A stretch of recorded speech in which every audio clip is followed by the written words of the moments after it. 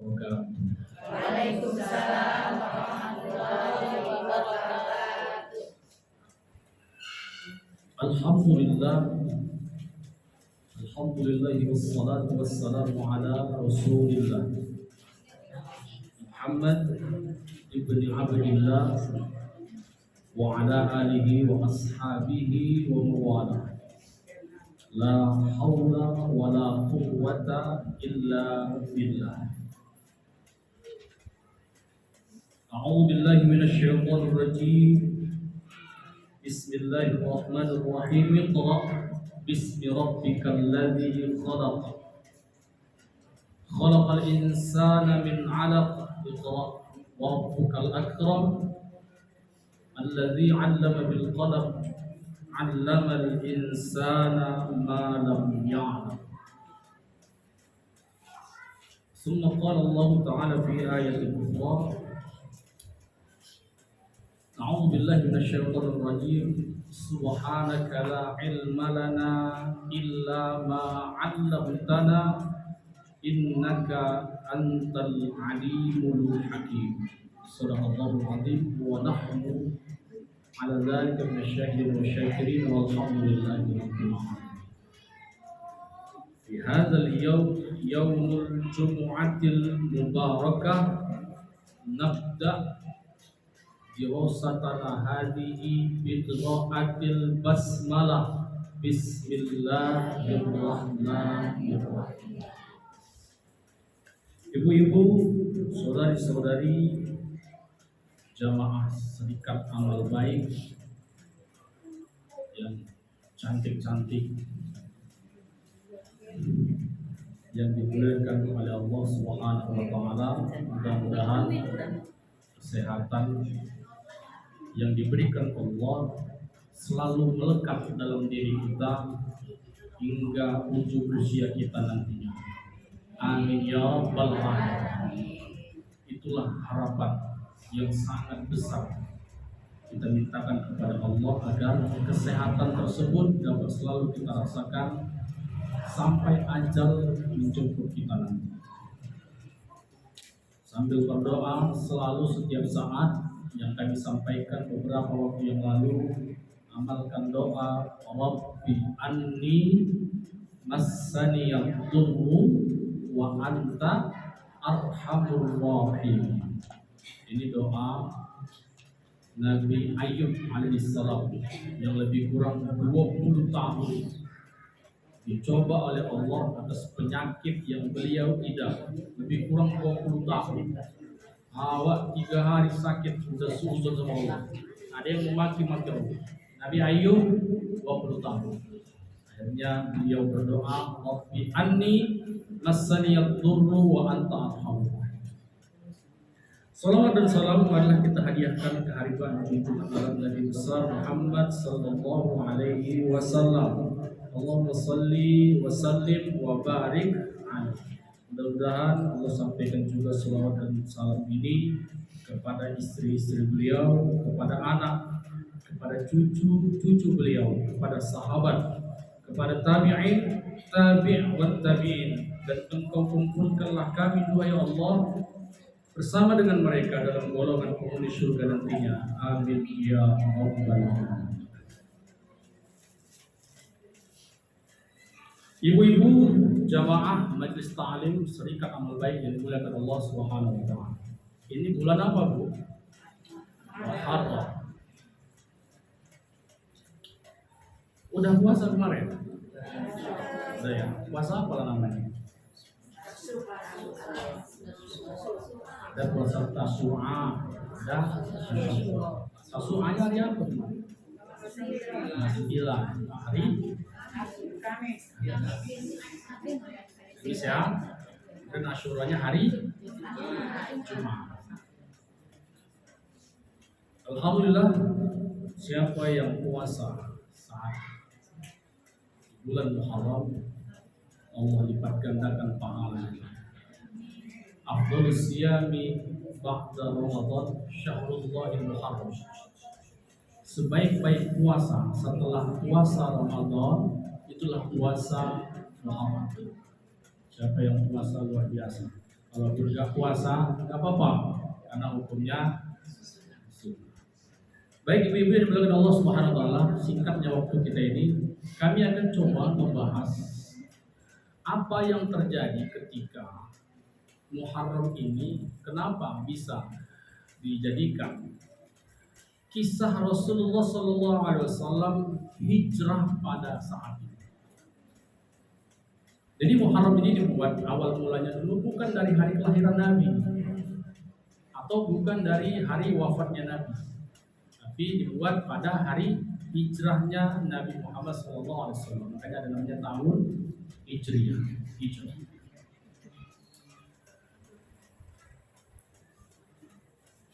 Berawal dari hari Kamis.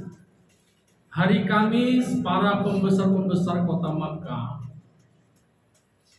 bapak-bapak yang kontra dengan Nabi Muhammad SAW, mereka buat musyawarah di suatu tempat, nama tempatnya Darun Nadwah. Darun Nadwah. Dar artinya rumah, Nadwah artinya perkumpulan, tempat perkumpulan. Jadi Darun Nadwah kalau di bahasa Inggris kan convention hall, aula atau gedung. Jadi kalau ibu-ibu misalnya ada mau nikah lagi, biasanya kan sewa gedung. Nah, itu bisa disebut. Dan anak kita jangan anak kita. Walaupun belum. Oke. Jadi apa itu nama tempatnya, Bu? Darun Nadwah. Dar artinya rumah. Jadi kalau mau buat pesantren, mau buat sekolah, ambil namanya pakai dar. Darul Arafah, Darul Ulum, Darun Nadwah, apa lagi, Bu? Banyak. Darul Jalal. Jenawa itu nih. Darussalam. Ya, pakai nama itu. Jadi rumah kita itu dar. Jadi banyak istilah-istilah bahasa Arab itu dijadikan ngetren atas nama sekarang itu. Ngetren. Surroman ro'a. Surroman ro'a itu maksudnya yang melihat bakal terkagum-kagum. Jadi kami ada namanya tempat di pondok saya dulu pesantren. Ada namanya itu Surroman ro'a. Jadi ibu nanti buat kafe atau buat suatu tempat, kasih namanya itu jangan kafe si Mamat, kafe Wa Uco, Warkop, Lapo, cari nama yang baik. Surroman ro'a, yang melihat akan terkagum-kagum. Sekarang udah banyak, Bu, istilah-istilah Arab dipakai. Majelis kopi, majelis kopi, ada pula istilahnya sekarang hijrah cinta, ayat-ayat cinta, sukalah. Karena memang istilah-istilah Arab ini sekarang ngetren, jadikan nama supaya orang tertarik. Ini dari saya ini, Surroman ro'a, yang melihat akan terkagum-kagum. Surroman ro'a, bahasa Arab. Jadi nggak semua bahasa Arab itu artinya baik. Itu bagus juga. Ada juga gini, Bu, dia ngambil dari Al-Quran. Robito itu biasa diambil dari nama orang. Jadi dulu ada kaum sufi, ada misalnya dari Robitotul Muslimin, bisa juga Robitotul Muslim, Robit teratur. Gitu, Bu, ya. Jadi hati-hati juga kita buat nama dari Arab. Contoh, apa nama anakmu? Aku ngambil dari Arab, dari Al-Quran. Siapa namanya? Aziz, Bus. Atau namanya Ahmad. Ada yang latah. Aku dari Al-Quran juga. Apa namanya? Syaitonir Rajim. Dari Al-Quran, namanya Syaitonir Rajim. Tawarnya par, maksudnya jadi setan anaknya. Jadi nggak semua omongan Arab itu benar. Ya, nggak semua dari Al-Quran itu. Ada juga nama-nama yang benar. Oke. Jadi apa nama lembaganya tadi, Bu? Tempat mereka berkumpul tadi itu Darun Nadwah. Pimpinan sidangnya, pimpinan musyawarahnya namanya Umar bin Hisham. Umar bin Hisham. Kenal ibu Umar bin Hisham? Tak kenal ya? Kalau saya sebutkan nama kerennya, pasti ibu tahu. Abu Jahal. Jadi nanya nama orang, jangan cuma cukup satu nama aja, tanya juga namanya. Namanya Umar bin Hisham, namanya di Facebook Abu Jahal. Saya ada mahasiswa nanya, nama bapak siapa? Muhammad Iqbal, saya bilang. Kami cari di FB nggak ada. Di FB Aliando saya buat. Ya, di sosmed saya ada gharibnya, Iqbal Gharib. Unik atau sesuatu yang ada lebih dari orang, itu julukan saya waktu mondok. Jadi nama orang itu jangan cuma nama satu aja yang tahu, lakopnya pun kita harus tahu. Upi, memang Upi namanya ya. Ulina kan? Ulina. Panggilannya Upi. Nah, jadi kita harus tahu. Jadi Umar bin Hisham namanya bagus. Rupanya Abu Jahal nama aslinya. Abu artinya bapak, Jahal artinya bodoh. Jadi bapaknya bodoh, Jahal itu jahil. Diambil dari bahasa Arab jahilun, bodoh.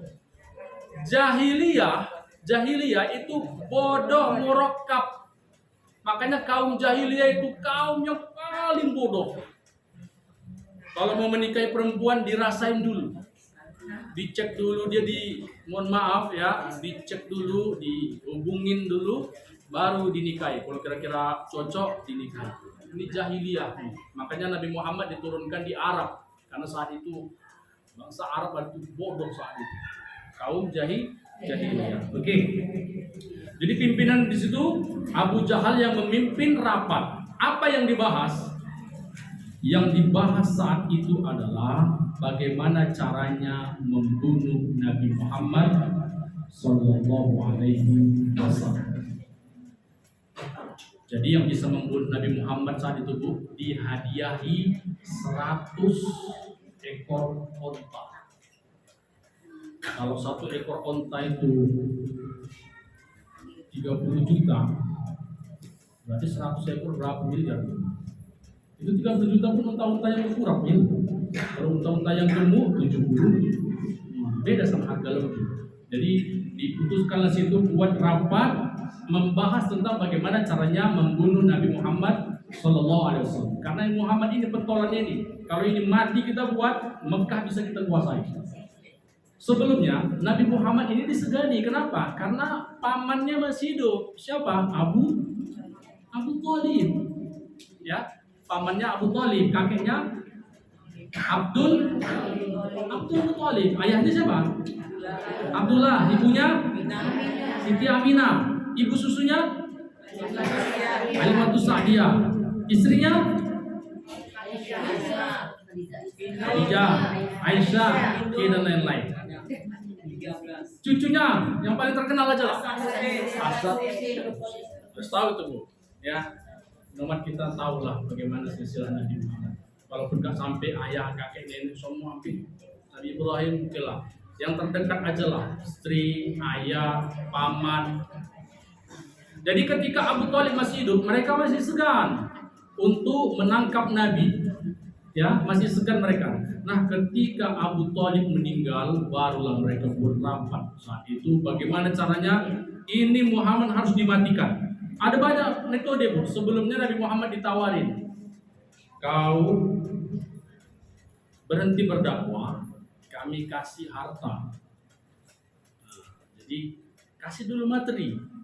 Sama kayak misalnya saya menyerukan berdakwah, Bal, kau berhenti berdakwah, kami kasih kau mobil Pajero, oke lah, atau rumah.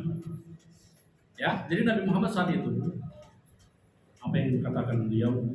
La wada'a asy-syamsa fi yamini, wahai paman. Ya, wahai pamanku, kalaupun mereka meletakkan matahari di samping kananku, bulan di sebelah kiriku, kalau mereka suruh aku untuk meninggalkan perintah Allah ini, aku akan tolak.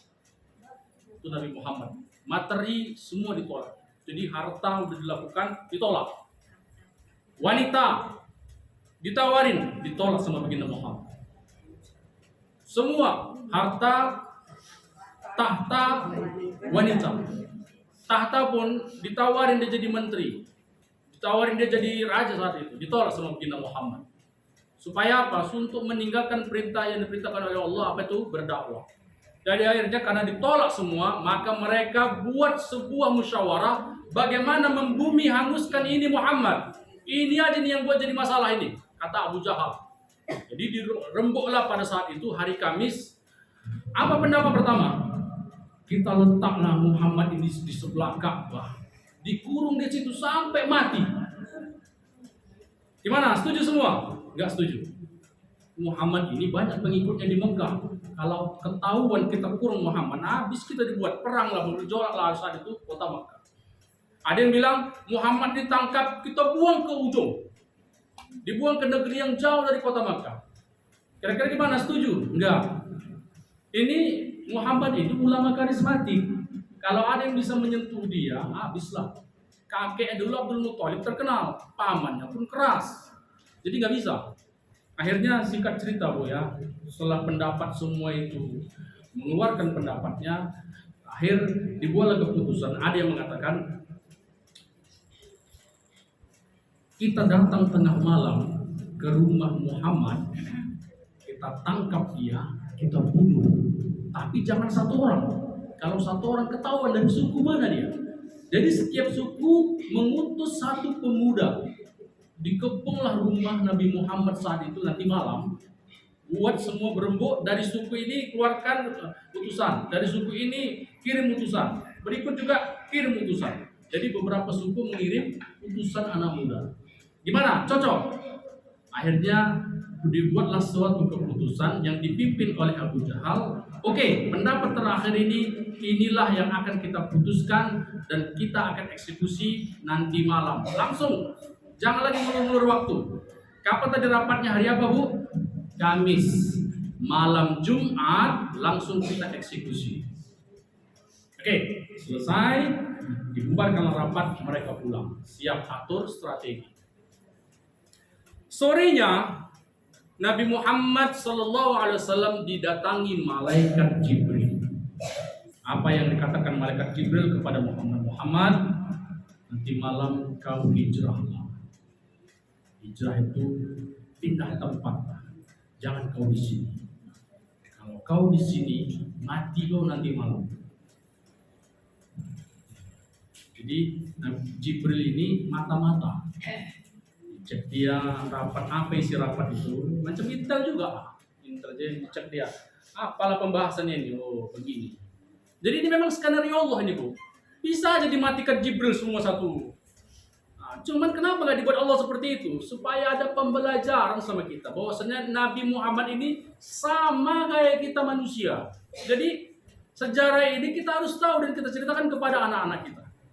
Kalau cuman Allah langsung, bisa aja mati satu-satu majelis. Benar, kayak Israel. Ada murid bertanya sama ulamanya, ya Syekh, kenapa lah nggak Allah hancurkan aja Israel tuh? Kok asli Palestina aja digempur? Palestina itu kan orang kita, mayoritas Muslim, digempur. Kan bisa Allah hancurkan, habis semua itu.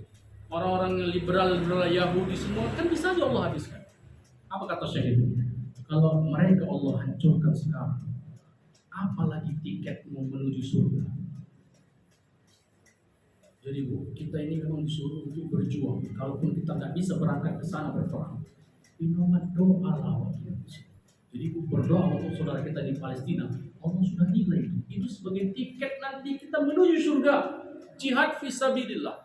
Jadi kalaupun nggak bisa kita berangkat ke sana, kirim bantuan. Karena ada kemarin bantuan untuk Palestina. Hasilnya Bu, 1.000 pun jadilah. Udah dinilai sama Allah, oh ini si Markona udah buat 1.000 untuk Palestina. Gak bisa pun kita duit, doalah. Makanya ada ulama-ulama kita setiap khotib Jumat, ya Allah berikanlah keselamatan kepada saudara kami yang di Palestina, di Gaza, Muslim yang tertindas, semua seperti itu. Oke Bu, jadi Jibril memberitahu kepada Muhammad, nanti malam berangkatlah kau hijrah.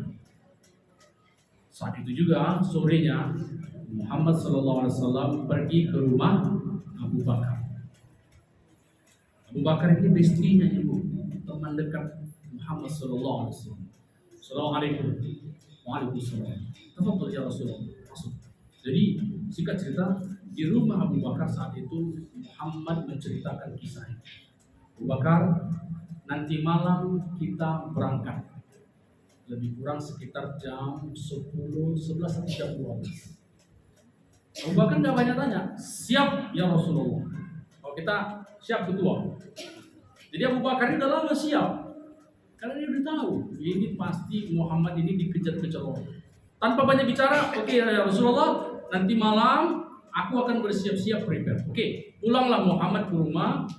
Sampailah sore menjelang Isya sholat. Habis sholat Isya mereka pun tidur. Jadi tidur yang terbaik itu habis Isya. Habis Isya. Kalau kita enggak, habis Isya itulah banyak kali kegiatan. Ceramah-ceramah tausiah habis Isya.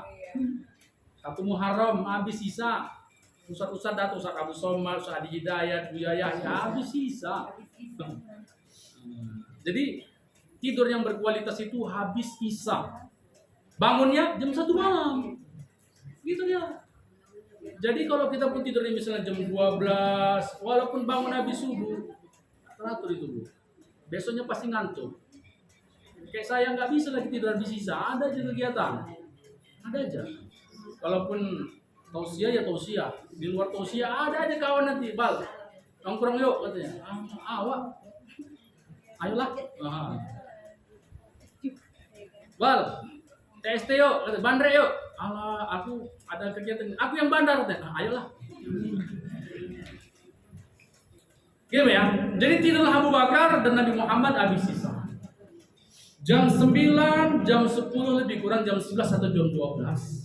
Bangunlah saat itu Nabi Muhammad dan Abu Bakar. Abu Bakar datang ke rumahnya Nabi Muhammad. Dipesanlah kepada Sayyidina Ali bin Abi Thalib. Ali, engkau tidurlah di ranjangku, kami mau berangkat hijrah. Tanpa banyak tanya, Ali pun sanggup dan menyiapkan. Siap ya Rasulullah, aku akan tidur di ranjangmu malam ini.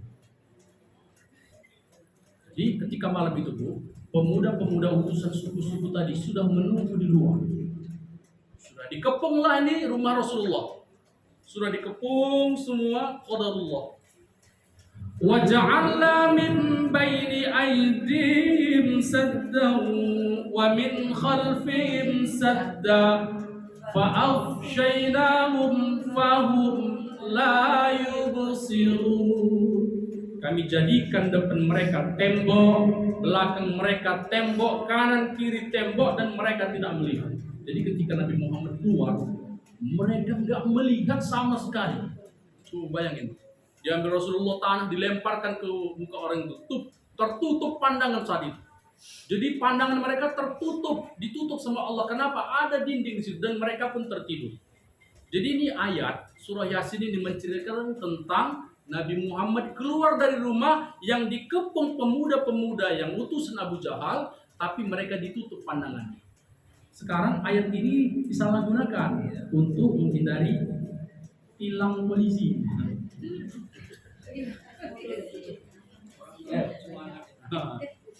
Asal ada polisi, waja'alna min baini aydihim saddan wa min khalfihim saddan fa'ashaynahum fahum la yubsirun. Ada pula memang yang lolos.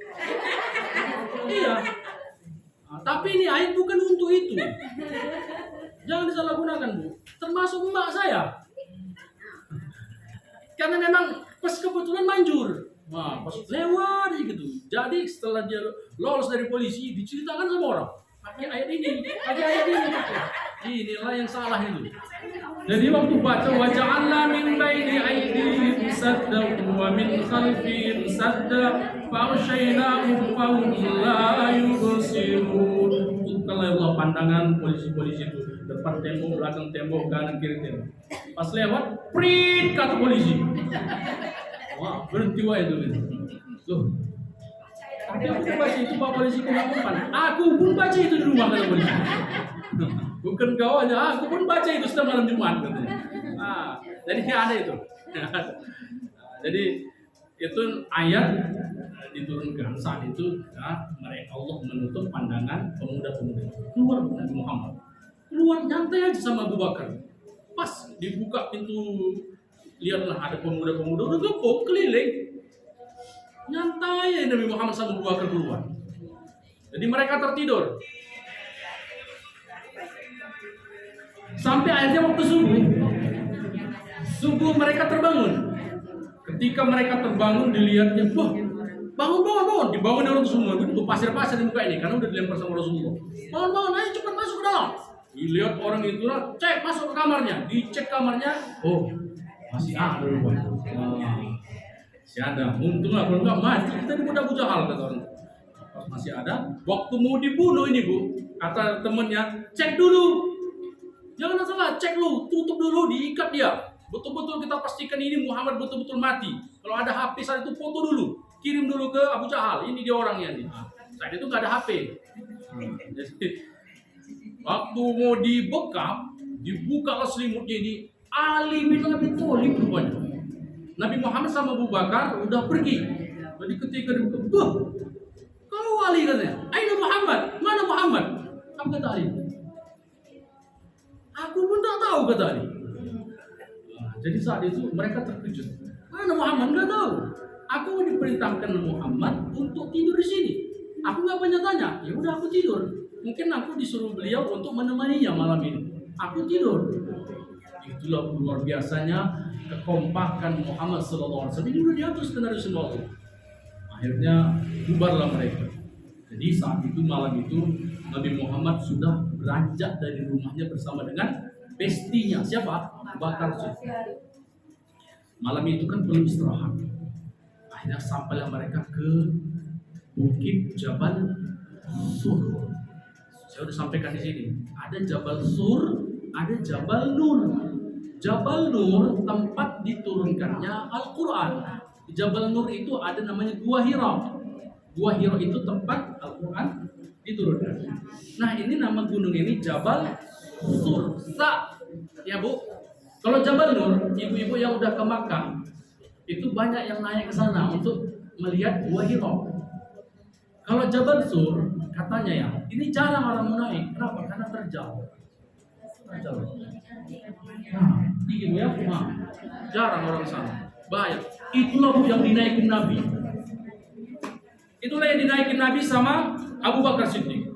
Karena terjal dan nggak pakai senter.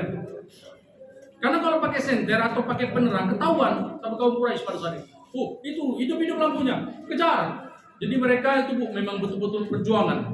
Nggak pakai penerangan apa-apa, naik bukit yang terjal itu. Coba bayangin, tengah malam banyak binatang buas sampai akhirnya udah di atas, ketemulah sama gua. Nah di gua itu, ibu tahu lah. Di gua itu penghuninya kalau nggak binatang buas, hantu di dalam. Karena gelap. Tempat-tempat binatang buas itu di dalam gua. Iya nggak? Minimal ular sawah, atau ular anaconda, atau ular kobra. Atau kalau di hutan singa, harimau, di gua lubang-lubang. Jadi ketika sampai di gua itu, coba perhatikan Abu Bakar dengan santunnya. Muhammad, engkau tunggu di sini. Aku mau ngecek dulu ke dalam, ada nggak binatang buas. Tuh. Saking cintanya Abu Bakar sama teman dekatnya Muhammad SAW. Rela dia mengorbankan nyawa. Seandainya diterkam sama harimau mati tuh Abu Bakar.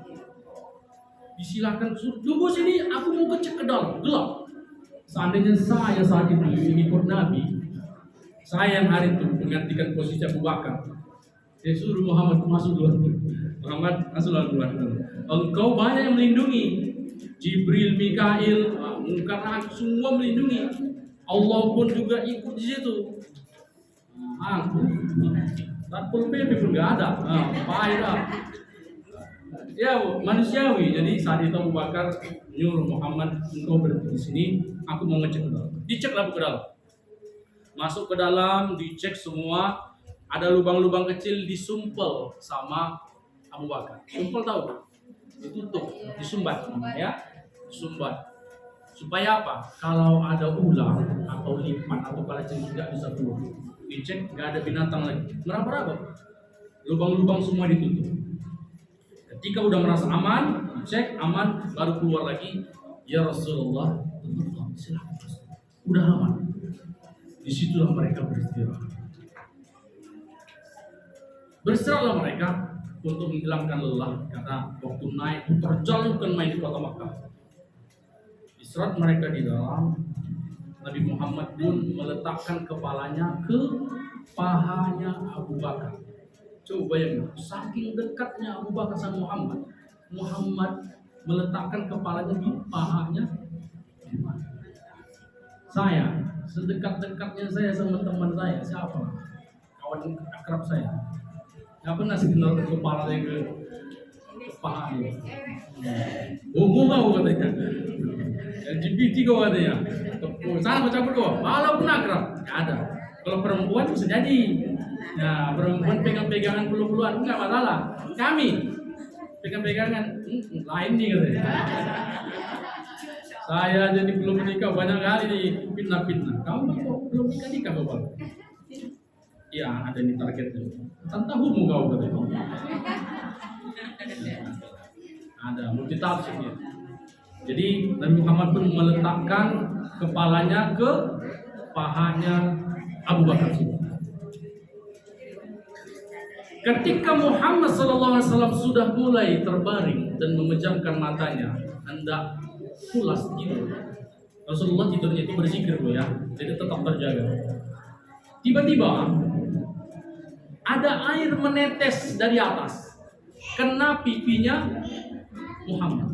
Jadi di gua itu kan gelap. Nabi Muhammad udah mulai terlelap, ada air menetes ke pipi. Langsung saat itu Muhammad terjaga dari tidur. Setetes awak dibangun laki awak 1 ember tak bangun. Bangun. Jadi Anda memang dipercikan aja untuk bangun tahajud. Ini biasanya dia baru menikah seminggu. Bangun di tahu kalau banyak kali percikan air. Itu kalau baru 2 minggu menikah. Kalau udah 5 tahun menikah, 1 ember tuh bangun boleh.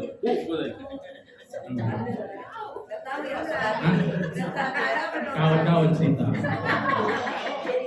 Saya nonton sinetron juga. Ya. Jadi ketika satu tetes air itu mengenai pipi Rasulullah terjaga dan dia terbangun. Wahai Abu Bakar, air apa ini? Gak mungkin bocor. Ini gua, gak akan mungkin bocor. Dan gak mungkin ada embun, karena saat itu pada padang pasir itu panas, gak ada embun sama sekali, dan gak ada hujan. Air apa ini? Rupanya air mata Abu Bakar Siddiq. Air mata Abu Bakar Siddiq. Saat itu Rasulullah bertanya kepada Abu Bakar, wahai Abu Bakar, apakah kau menangis? Apakah kau tidak terima aku ajak malam ini berangkat meninggalkan kota Makkah? Apakah kau menyesal sampai kau menangis? Tidak, wahai Rasulullah, kata Abu Bakar. Jadi kenapa kau menangis? Rupanya ketika Abu Bakar menyumpat lubang-lubang yang ada di gua itu, ada satu lubang yang nggak disumpel dia, yang nggak disumpat dia. Jadi lubang itu keluarlah ular.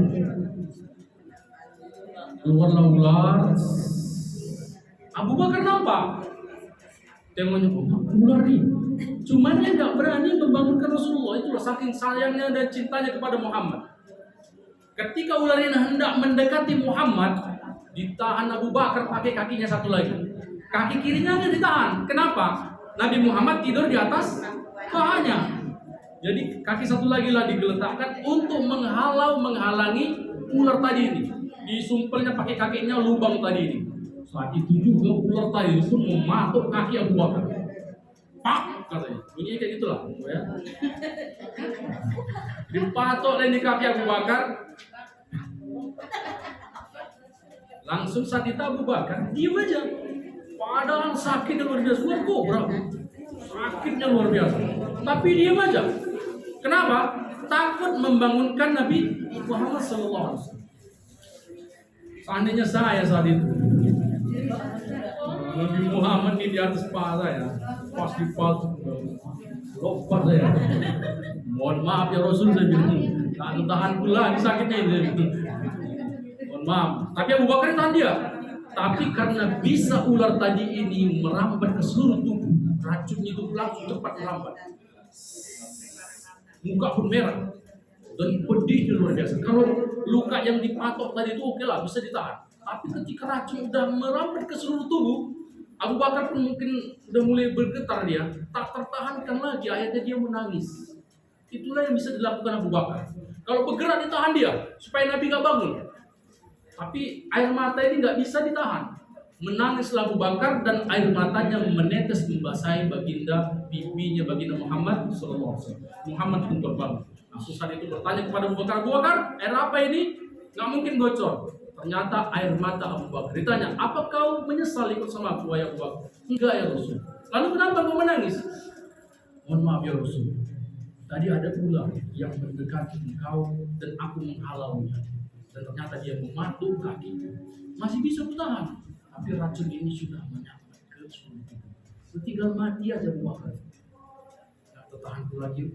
Akhirnya air mata itu menetes. Sudah ditahan dia gitu. Tapi karena mungkin ada air mata yang lain, ini udah ditahan. Air mata kan nggak cuma satu. Salah jawab. Tahankan lagi menetes kena pipi Rasul. Akhirnya tahan dan menangis. Saat itu juga Nabi Muhammad melihat ular itu masih di situ. Muhammad pun berkata kepada ular, wahai ular, kenapa kau patuk kaki sahabat? Ini sahabat. Kami diperintahkan Allah untuk berhijrah meninggalkan Makkah untuk melawan orang kafir Quraisy. Mengapa kau patuk, wahai ular? Coba dulu. Atas izin Allah, ular itu pun menjawab, ya Rasul, begini ceritanya. 1000 tahun yang lalu, Allah pernah berkata, dan aku pernah meminta kepada Allah, ya Allah, aku ingin sekali melihat wajah kekasihmu Muhammad. Tolong ya Allah, izinkan aku melihat wajahnya kekasihmu ya. Siapa yang bisa melihat wajahnya Muhammad? Surga. Dan nur Muhammad itu luar biasa. Bisa nyaman itu hidup di dunia kita. Jadi aku rindu sekali ingin melihat wajahnya kekasih. Apa kata Allah? Wahai ular, pergi kau ke bukit Sur, nanti tiba saatnya kekasihku akan sampai di sini. 1000 tahun aku nunggu di sini ya Rasulullah. Aku nunggu di gua ini di lubang, menunggu kedatangan engkau. Nah, kan ketika engkau datang wahai Rasul, itulah kesempatanku untuk keluar dan melihat wajahmu. Ketika aku ingin melihat wajahmu, ada pula ini laki-laki ini menghalang-halangi aku. Aku nggak ada urusan sama Abu Bakar. Aku urusanku untuk melihat wajahmu. Dia datang menghalangi, ku patoklah kakinya. Patok kakinya, pak. Geser kakinya, sempatlah aku lihat wajahmu.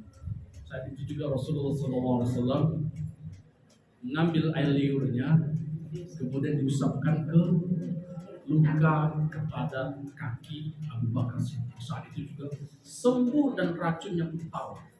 Sehat langsung. Dan ular tadi pun tersenyum karena sudah melihat nur cahaya yang berada pada wajah baginda Muhammad SAW. Ibu kalau pengen kali bagaimana rasanya Abu Bakar itu dipatok, pergilah ke kebun binatang pagi ini. Atau nggak usah ular, dipan aja lah. Atau kalah jadi mati lah sudah itu. Dapat pengumuman di masjid. Innalillahi. Itu Bu. Jadi kisah di Jabal Sur itu mengisahkan tentang bagaimana ada binatang melata. Jadi riwayat ada mengatakan ular, ada juga riwayat mengatakan binatang melata ini sejenis kalajengking atau lipan. Tapi lebih kuatnya ular. Saat itu ular yang mematuk kaki Abu Bakar karena ingin melihat wajahnya baginda Muhammad SAW. Jadi di Jabal Sur itu siapa kira-kira yang mengantarkan makanan? Makanan baginda Muhammad dan Abu Bakar. Siapa kira-kira Bu? Ada perempuan namanya Asma. Asma ini putrinya Abu Bakar Siddiq. Putrinya Abu Bakar. Jadi Asma ini diperintahkan oleh Abu karena nanti kami berangkat di Jabal Sur itu kami nginap, taruhlah seperti kayak OYO ya atau Red Doors. Di situ kami nginap, kaulah yang ngantar makan. Jadi Bu, Asma ini hamil. Bayangin, perempuan hamil tengah malam naik ke Bukit Sur bawa makanan. Bagaimana nanti surga balasan dikasih Allah? Dan bukit ini terjalnya luar biasa. Malam-malam. Jadi diikatkan dia lah. Nah, makanan tadi itu diikatkan ke perutnya. Jadi dia lagi hamil, diikat perutnya, ada perbekalan. Itulah dia berangkat malam-malam naik Bukit Sur untuk mengasih makanan perbekalan kepada ayahnya dan Muhammad sallallahu alaihi wasallam. Siapa namanya Bu? Asma. Tadi yang pimpinan musyawarah siapa namanya? Abu Jahal atau Umar bin Hisham. Kemudian Nabi Muhammad berangkat hijrah, siapa yang menemaninya? Abu Bakar Siddiq. Siapa yang mengantar makanan mereka di atas gunung Sur? Asma. Nah, Bu, ini ceritakan tiga anak-anak kita. Oke, singkat cerita. Berangkatlah Muhammad sallallahu alaihi wasallam meninggalkan Bukit Sur menuju Madinah. Jadi yang memandu mereka itu ada namanya ketika mereka berada di situ lebih kurang beberapa hari, yang memantau perkembangan kota Makkah itu namanya Abdullah. Siapa? Abdullah. Jadi Abdullah ini mata-mata apa perkembangan kota Makkah. Jadi kan mereka mencari Muhammad di Makkah itu nggak ada. Ternyata menginap di Bukit Sur. Jadi gua menginap untuk mengetahui perkembangan. Jadi harus ada perkembangan juga, Bu. Apa perkembangan? Apakah mereka masih membahas Muhammad atau udah nggak membahas lagi? Semuanya itu infonya itu didapat dari Abdullah. Kok sekarang udah gampang, pakai Instagram aja kita tahu perkembangan di kota kita ini. Begal di mana kita udah tahu dari sosmed. Dulu nggak ada sosmed, maka mata-matanya Abdullah. Itulah yang memantau. Oke, kira-kira aman. Berangkatlah mereka dari Bukit Sur itu menuju Madinah. Nah, mereka nggak mungkin melewati jalan-jalan yang ramai, pasti ketahuan. Carilah jalan-jalan tikus, itu namanya motong jalan. Siapa yang menemaninya, yang memandu mereka jalan itu adalah orang non-muslim. Saya lupa namanya. Jadi ini non-muslim. Ini dalil bahwa boleh kita berteman sama orang non-muslim. Boleh, silakan Bu. Jangan jijik kali awak. Itulah. Tapi ada batasannya. Jangan kita ikut akidah orang itu. Misalnya, waktu lagi Natal, selamat Natal ya jangan. Itu udah beralih ke akidah. Kalau mau berteman silakan, berbisnis oke, nggak apa-apa. Tapi kalau udah menyangkut dengan yang ini, apa namanya akidah, hati-hati.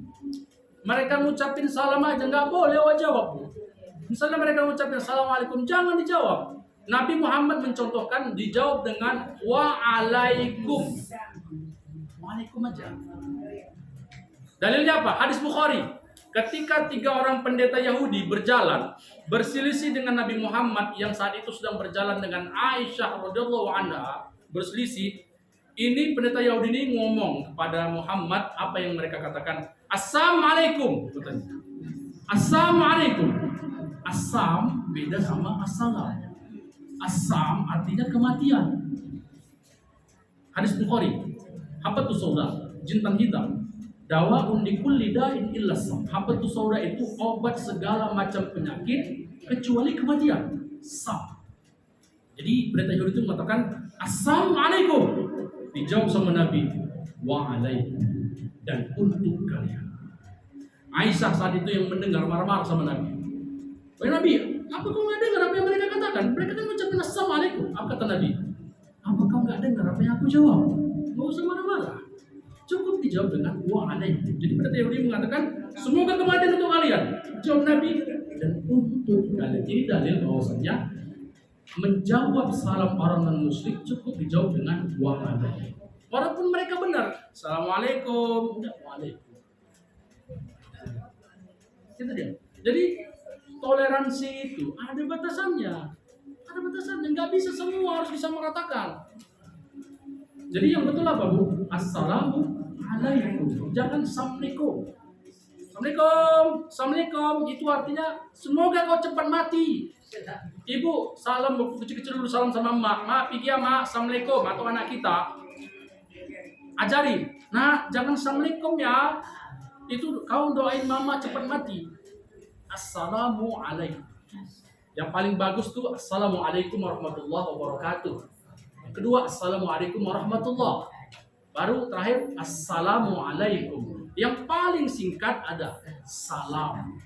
Dalilnya hal ataka haditsu dhaifi Ibrahim al-mukramin idz dakhalu alaihi faqalu salama qala assalam. Jadi udah saya ceritakan dulu ini. Ada tamu menjumpai Nabi Ibrahim tengah malam. Mereka faqalu salama, mereka mengucapkan salam, salam. Qala salam qaumun munkarun, dan Nabi Ibrahim menjawab dari dalam salam. Ya Bu, salam. Makanya ketika dibuka Nabi Ibrahim, ditengoknya ada lebih kurang 4 sampai 5 orang. Orang asing dipersilakan masuk. Itulah kisahnya.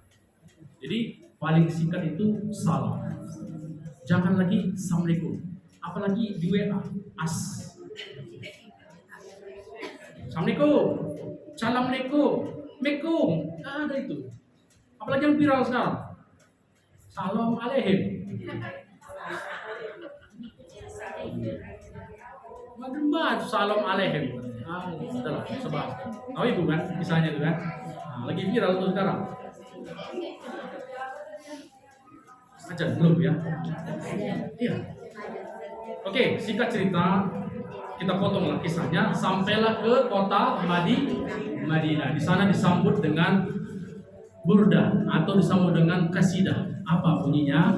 Tala'al badru alaina min saniyatil wada wajaba syukru alaina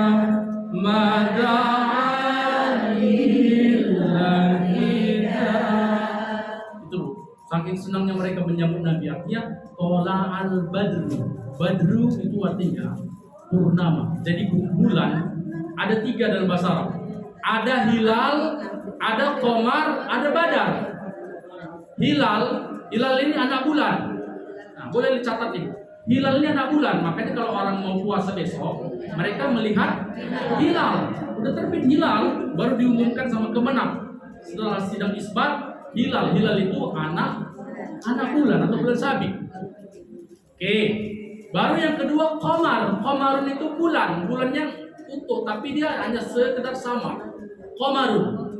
Makanya ada qamarun. Nah, itu dia. Itu artinya bulan. Satu yang terakhir namanya badarun. Badarun ini bulan purnama.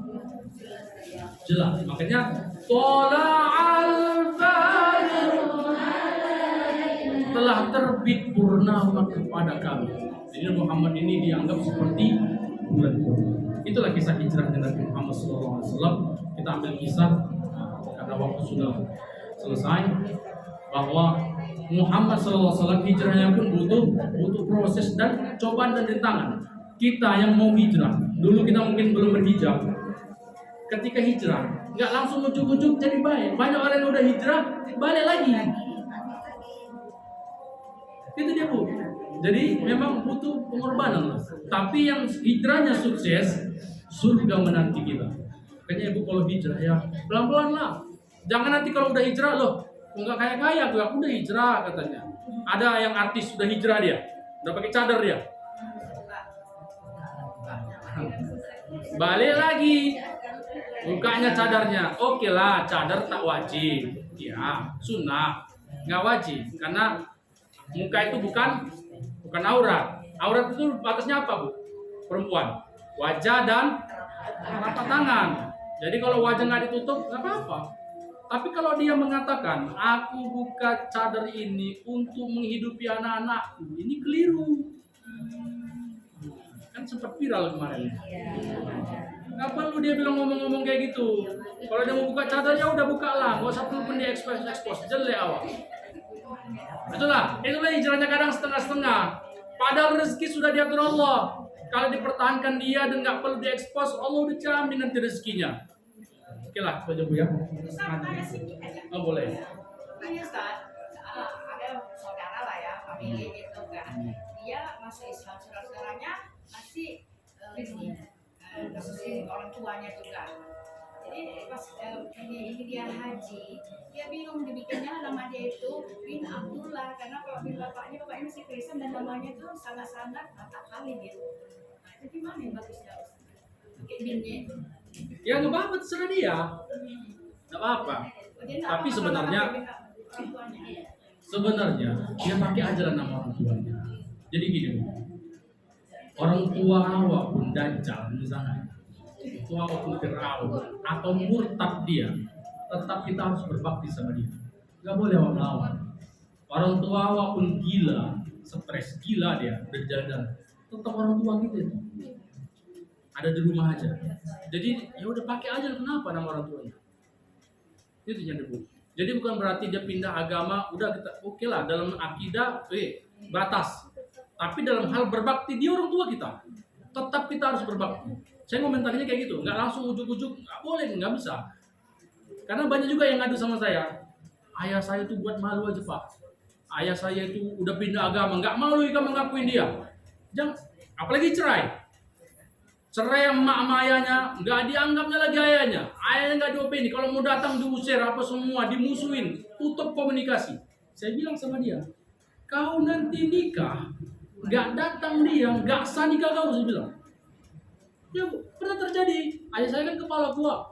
Jadi waktu kami datang, enak aja abangnya yang mau menikahkan. Kami tanya, ini mana ayahnya? Diam orang itu kan. Kok bisa kau yang jadi wali? Saya abangnya, abang kandung. Iya, abang kandungnya benar. Jadi wali itu ada tahapannya ya. Nah, kami tanya dulu ayahnya, kalau ayahnya meninggal bisa berpindah kakeknya dulu. Nah, kami tanya, dia orang tua. Akhirnya ditanya, mana ayah? Ayah dirantau. Terus kenapa? Kalau cerita dia udah pisah, nggak bisa. Suruh dia datang kemari, dia yang menikahkan. Kalau nggak mau kalian, kami pulang. Kami bilang, pulang aja. Kalau nggak sah. Kalaupun dia harus ada akad. Harus ada, nggak bisa. Harus ada akad dulu dari ayahnya, menyerahkan perpindahan wali. Ayahnya nggak mau yang di sana. Karena, paham lah ibu.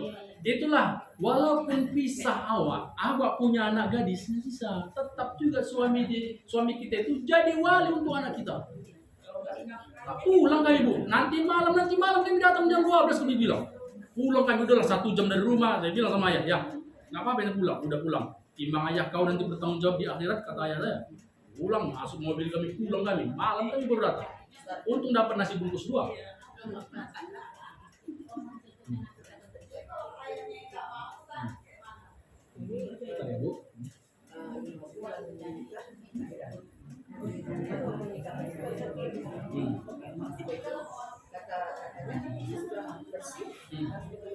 Ya.